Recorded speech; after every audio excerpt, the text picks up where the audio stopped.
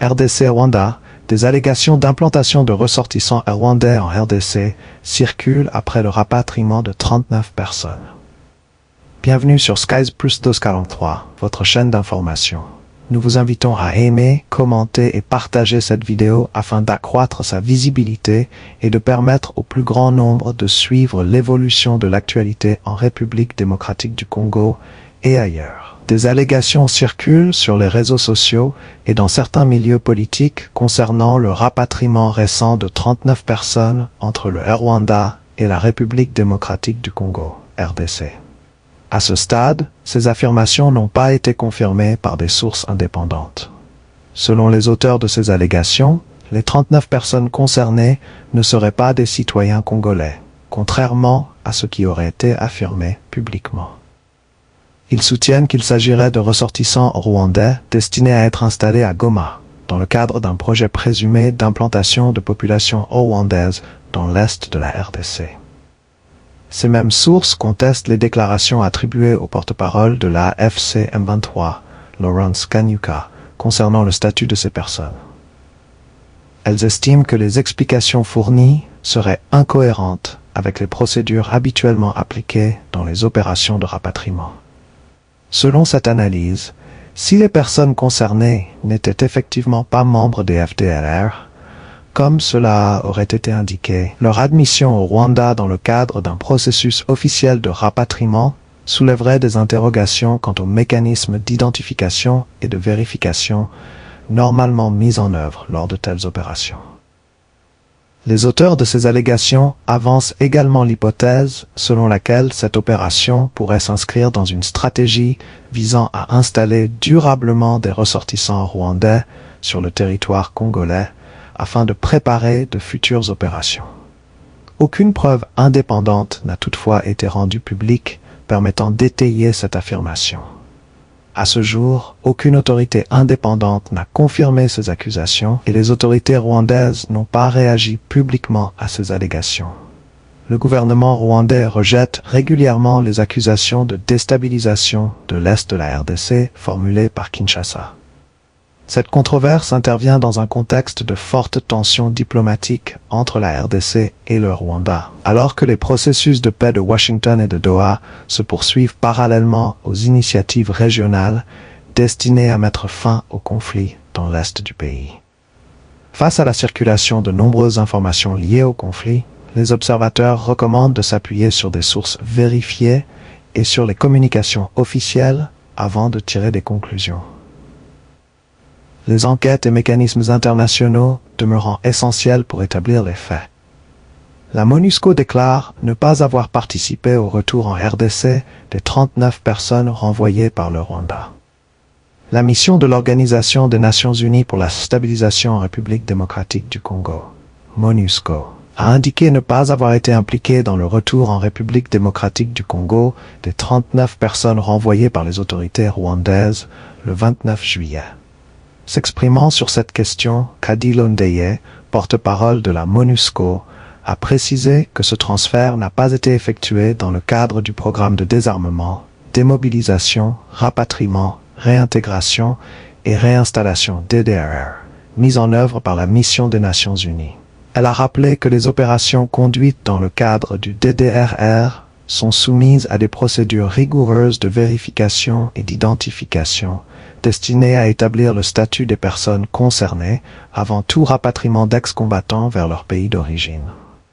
Selon la porte-parole, ces mécanismes visent notamment à garantir que chaque rapatriement s'effectue conformément aux normes internationales et aux accords applicables, à travers un processus impliquant l'identification des personnes, la vérification de leur parcours, ainsi que la coordination avec les autorités compétentes. Cette mise au point intervient alors que le retour de ces 39 personnes suscite de nombreuses interrogations et fait l'objet de débats entre Kinshasa et Kigali. Les circonstances de leur transfert ainsi que leur statut continuent d'alimenter les discussions, tandis que différentes versions sont avancées par les parties concernées. Les autorités rwandaises et congolaises n'ont pas fourni les mêmes explications concernant cette opération, qui intervient dans un contexte de tensions persistantes entre les deux pays, au sujet de la situation sécuritaire dans l'Est de la République démocratique du Congo. Les précisions apportées par la MONUSCO soulignent que cette opération ne relève pas des mécanismes habituels de rapatriement des ex-combattants encadrés par les Nations Unies, laissant ouverte la question des modalités exactes selon lesquelles ces 39 personnes ont été transférées. Si vous appréciez notre travail, n'oubliez pas de soutenir la chaîne en laissant un j'aime, en commentant cette vidéo et en la partageant autour de vous. Chacune de vos interactions contribue à accroître la visibilité de nos contenus et permet à un plus grand nombre de personnes de suivre une information accessible et de qualité. RDC, les cartes de la NASA sur les feux en Afrique font l'objet d'interprétations trompeuses. Depuis plusieurs jours, des captures d'écran de la plateforme FARMS, Fire Information for Resource Management System, de la NASA circulent largement sur les réseaux sociaux. Elle montre une forte concentration de points rouges en Afrique centrale et australe, conduisant certains internautes à affirmer que l'Afrique brûle dans le silence général. Pourtant, cette interprétation est trompeuse. Les points rouges ne représentent pas uniquement des incendies. La plateforme FARMS, développée par la NASA à partir des données des satellites MODIS et VIERS, ne détecte pas exclusivement des incendies de forêt. Elle enregistre des anomalies thermiques, c'est-à-dire des sources de chaleur qui peuvent être provoquées par différents phénomènes.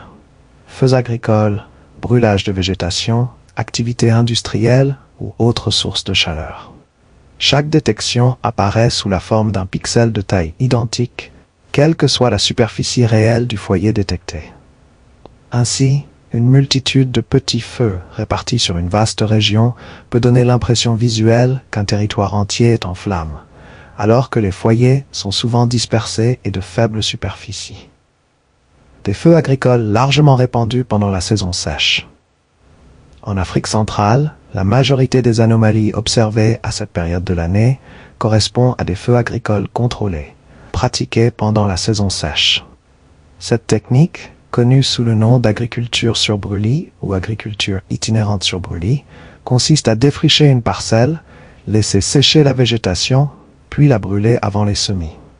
Les cendres enrichissent temporairement le sol en éléments nutritifs et servent d'engrais naturel. Ces feux sont généralement de petite taille, souvent inférieurs à un demi-hectare. Cependant, des millions d'agriculteurs utilisent cette méthode simultanément à travers une grande partie de l'Afrique centrale et australe, ce qui explique la densité de points rouges visibles sur les cartes satellitaires. Plusieurs pays concernés. Les zones où ces anomalies sont les plus nombreuses concernent notamment la République démocratique du Congo, l'Angola, la Zambie, la Tanzanie, le Malawi, le Mozambique, Madagascar. Cette concentration est un phénomène saisonnier observé chaque année durant la période sèche. Un enjeu environnemental majeur. Si ces feux sont souvent contrôlés, leurs conséquences sur l'environnement demeurent importantes.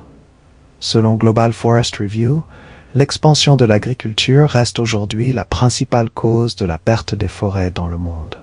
En République démocratique du Congo, la revue scientifique Vertigo estime que plus de 7,5 millions d'hectares de forêts primaires ont disparu entre 2002 et 2024. L'agriculture sur brûlis étant identifiée comme la principale pression exercée sur les forêts du bassin du Congo. Les données de Global Forest Watch indiquent également qu'entre 2001 et 2025, la RDC a perdu environ 8 millions d'hectares de forêts primaires humides, soit près de 37% de l'ensemble des pertes de couverture arborée enregistrées durant cette période. Selon cette organisation, l'agriculture itinérante constitue le principal facteur de déforestation devant les incendies de forêt proprement dits. Les données de la NASA ne montrent pas une situation exceptionnelle. Contrairement à certaines publications virales, les données disponibles ne montrent pas une explosion inhabituelle des incendies. Selon Global Forest Watch, la haute saison des alertes de chaleur en RDC débute généralement à la fin du mois de mai et s'étend sur environ 15 semaines. Entre le 28 juillet 2025 et le 27 juillet 2026, environ 108 185 alertes VIERS jugées fiables ont été enregistrées en RDC, un niveau considéré comme comparable à celui observé les années précédentes. Depuis le début de l'année 2026 jusqu'au 27 juillet, 49 086 alertes avaient été recensées, un chiffre inférieur à plusieurs années antérieures. À titre de comparaison, le niveau le plus élevé enregistré au cours de la dernière décennie remonte à 2016, avec plus de 124 000 alertes. Une lecture prudente des images satellitaires. Les cartes produites par la NASA constituent un outil précieux pour le suivi des anomalies thermiques, mais elles ne permettent pas, à elles seules, de conclure qu'une région entière est ravagée par des incendies incontrôlés. Pour interpréter correctement ces données, il est nécessaire de prendre en compte le contexte climatique, les pratiques agricoles locales, la saison et les analyses complémentaires réalisées par les organismes spécialisés. Si l'agriculture sur brûlis demeure un défi majeur pour la préservation des forêts du bassin du Congo, les images satellitaires actuellement partagées sur les réseaux sociaux ne démontrent pas que l'Afrique connaît une catastrophe exceptionnelle ou dissimulée. Elles reflètent principalement un phénomène saisonnier bien documenté, qui reste néanmoins un enjeu important pour la protection de l'environnement et la gestion durable des ressources forestières. C'en est terminé pour ce sujet.